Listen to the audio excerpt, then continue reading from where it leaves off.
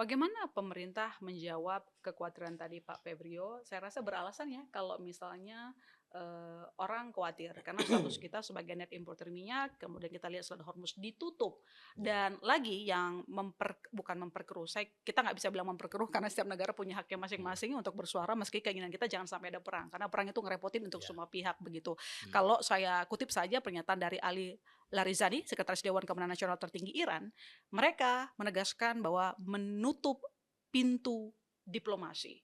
Nah, ini yang membuat kita khawatir bahwa perang akan berkelanjutan. Di lain sisi, Trump mengatakan bahwa dari dia maunya perang itu mhm, berlangsung sekitar 4 sampai 5 minggu setelah 3 prajuritnya tewas dalam perang. Iya kalau kejadian. Kalau melihat pernyataan Iran tampaknya kok mainnya panjang gitu, Pak. Gimana pemerintah memastikan kita kuat, iya, terutama dari sisi tadi mungkin pertama kita bahas soal energi tadi. Kita ini net importer migas. iya. Pertama, ini bukan kali pertama kita berhadapan dengan ketidakpastian sebesar ini. Mhm, Bahkan kita sudah berapa kali menghadapi ketidakpastian yang jauh lebih besar. Nah, terkait dengan energi, yang paling dekat itu tahun lalu, itu Mei Juni, mhm. itu Israel dengan Iran. Selat Hormuz ditutup, tapi kemudian nggak lama waktu itu, nggak sampai sebulan. Itu pun nutupnya nggak resmi. Jadi, secara tidak resmi ditutup, tapi kemudian ada beberapa yang masih lewat. Waktu itu harga minyak naik sekitar 12-13%. Mmm, Nah, lalu setelah 1 bulan memang hilang gitu ya, mulai, stabil lagi. Yang paling besar, yang sebenarnya nggak terlalu jauh dari sekarang kita bisa bayangkan tahun 2022. mmm, Waktu itu harga minyak mencapai lebih dari 120. iya. Nah, waktu itu perang Ukraine, semua juga bilang kalau perang itu nggak ada yang bisa memprediksi. Ya kalau bisa memprediksi ya itu mungkin Janjian namanya. ya itu nama. Jadi ini memang, pasti perang bagian dari ketidakpastian itu selalu ada. Mmm, Eee, yang ingin saya sampaikan adalah bahwa APBN kita itu sudah berkali-kali dihadapkan pada mmm, gejolak, mmm, baik terutama dari global yang biasanya kita, susah untuk kuantifisir. Nah, karena gejolak yang susah untuk dikuantifisir ini, makanya APBN itu selalu ada peran yang namanya shock absorber. Untuk bisa menjadi shock absorber, berarti absorbernya ada. mmm, Jadi di dalam APBN itu ada absorbernya. Itulah kenapa waktu kita berhadapan dengan krisis yang jauh lebih besar daripada sekarang, yang waktu Ukraine tahun 2022, itu bukan sebulan, bukan 2 bulan, sampai sekarang masih. Jadi waktu itu harga minyak sampai 120 lebih. Tapi yang sering miss oleh analis itu adalah bukan hanya harga minyaknya yang sedang berubah, semuanya berubah. Termasuk harga batu baranya juga berubah. Harga CPO-nya juga berubah, harga komoditas pangan juga berubah. Jadi kalau melihat kompleksitasnya, justru sebenarnya kita harus melihat semuanya, gitu ya. Nah, yang pertama ingin saya highlight waktu 2022 itu, selain harga minyak meningkat, harga kebutuhan pangan juga meningkat sangat tajam. mmm, Kita ingat waktu itu harga soybean melonjak tinggi, harga CPO melonjak tinggi, sampai bahkan isu di dalam negeri pun terjadi isu kelangkaan waktu itu. Nah, lalu kita kelola APBN-nya untuk memastikan bantalan kepada masyarakat langsung tidak dirasakan gitu. Jadi misalnya kita pastikan operasi pasar langsung terjadi. Waktu itu kita masih net importir beras. Jadi kita harus pastikan bahwa kita impornya cukup dari India, dari macam-macam. Waktu itu malah India bilang enggak, kita nggak akan boleh ekspor beras lagi tahun 2022. Nah, kita cari sumber yang lain. Nah, kita bisa melewati masa-masa itu. Apa yang terjadi? Pertumbuhan ekonomi 2022 5,3, mmm, APBN-nya hanya 5,1. Defisitnya harusnya berapa ya waktu itu? 2,5 sekian, jatuhnya di bawah 2%, oke. 1,3, 1,4. Mmm, Artinya revenue negara ternyata melebihi apa yang kita proyeksikan tahun mmm, 2022. Karena malah bisa kita label waktu itu super commodity boom, ya kan? Nah, artinya yang ingin saya katakan, ini sekarang kita masuk ke bulan ketiga untuk APBN. Tahun 2026 ini masih panjang.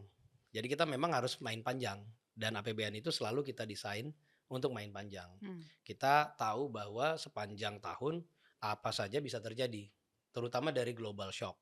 Kalau global shock-nya terjadi kita pastikan coba lihat, selalu yang menjadi kebiasaan APBN itu adalah kalau terjadi global shock, yang keluar dari pemerintah apa? Stimulus. Itulah bentuk shock absorber. Coba lihat 2025. Kita setiap kuartal itu ada stimulus. Kuartal satu sekian puluh triliun, kalau nggak salah 30-an triliun, kuartal kedua, kuartal ketiga, kuartal keempat, total satu tahun kita 110 triliun. Hmm. Ya. Jadi kalau berkaca pada apa yang kita kelola tahun 2025, harga komoditas turun 2025 itu. Di mana harga batu bara turun sekitar berapa tuh? 30-an%, CPO turun 15%. Jadi penerimaan negara justru drop. Belum lagi kita Danantara kan kita pindahin dividennya 80 triliun ke Danantara. Jadi basically kita short, lalu yang ada PPN yang untuk hanya barang mewah. Jadi total kita short itu sekitar 200-an T. Tapi dalam kondisi seperti itu, Pak Presiden langsung di bulan Januari keluar Inpres. Inpresnya mengatakan apa? Efisiensi 306 triliun. Di bulan Januari itu langsung. Lalu disisir semua perjadian dipotong, yang enggak prioritas dipotong. Lalulah sepanjang tahun ada anggaran tambahan untuk prioritas-prioritas yang sudah disiapkan. Ditambah 110 triliun stimulus. Kita kemudian hemat dari belanja total APBN-nya 170, tetapi kita tambah lagi 110. Tapi end up kita tetap bisa di bawah 3%. Kemarin kan diumumkan angka sementaranya 2,92%. Sebenarnya itu dengan angka yang masuk beberapa minggu kemudian, kita masih ada penerimaan yang belum terrekod waktu itu. Ini nanti sekitar 2,89. Jadi di bawah 2,9 defisitnya untuk 2025. Nah, inilah cerminan, ini saya ceritakan mengatakan bahwa pemerintah itu selalu aktif untuk melihat risiko yang sedang terjadi, mengelola risiko tersebut, tapi belanja prioritas itu tetap.